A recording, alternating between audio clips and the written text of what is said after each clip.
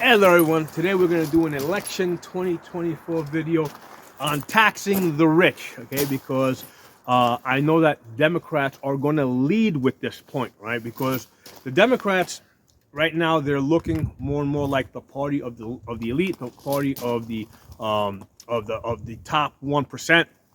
The campaigns that they ran, especially like the Kamala Harris campaign, I mean, it was funded by the super rich. They raised $1 billion, okay, for Kamala, okay, versus I think the 350 million that Trump's campaign had raised. So Democrats right now have an image problem that they're going to try and correct, and the way that they're going to try and correct this is by saying, hey, yeah, we might.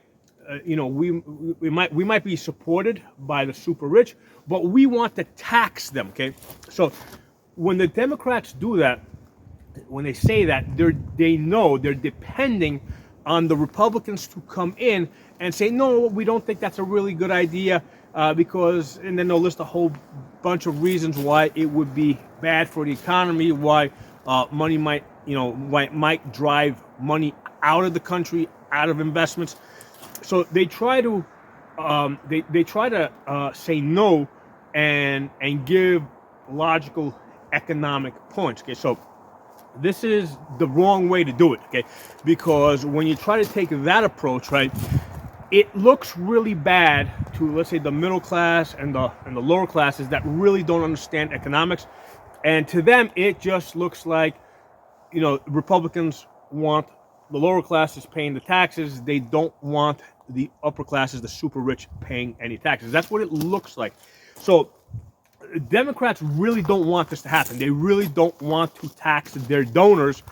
Their donors, right, all the people that are giving money to the Democrat Party, they don't want to be taxed, okay? But they know, right, both Democrats and the super rich, they know that the Republicans are going to come in and save them, right? They're going to be the ones that are going to be thinking, long term, trying to think of the big picture of economics. So this is wrong. This is not a good way to do it. This is not something that you can sell to people that don't understand economics. Okay, so the right way to do this, okay, is when Democrats come in and say, hey, we want to soak the rich, right? We want to, let's say, raise the tax rate on, let's say, corporations from 25% to 35%, right? The Republicans need to say, no, not 35%. We want to raise it to 45%, okay? So, and then Democrats are going to come back and they're going to say, well, you know what? How about 50%?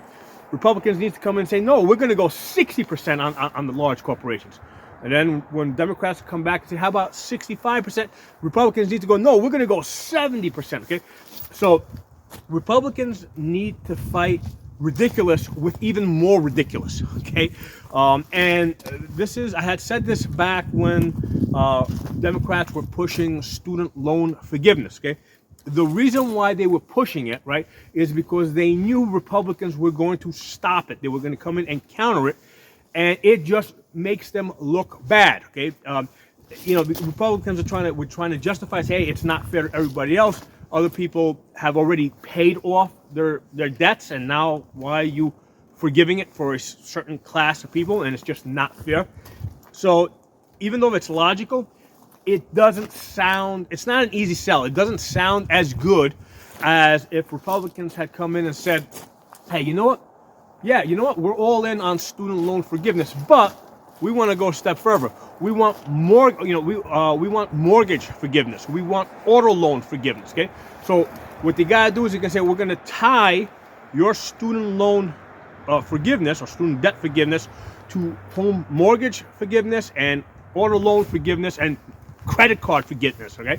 So again, Republicans need to fight ridiculous with even more ridiculous. They have to up the stakes and force the Democrats to say, no, we can't do that. That doesn't make sense. That's not going to work. That's going to completely, it's going to cause the entire economy to just implode on itself. Okay, that's the right way to do it. Okay, so this is something that Republicans need to fully understand. You can't tell them no. When Democrats are trying to give away freebies, you can't counter it by saying, no, Democrats, you can't give away freebies, right? Because the Democrats are doing it on purpose right? So that the Republicans they're setting up the Republicans to come in and say no, so the Republicans look bad, okay?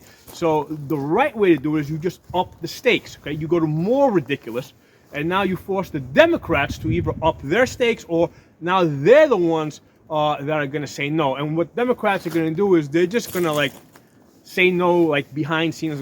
They're basically going to like stop talking about it. Okay, they're going to like pretend, because they're not going to want to say no publicly.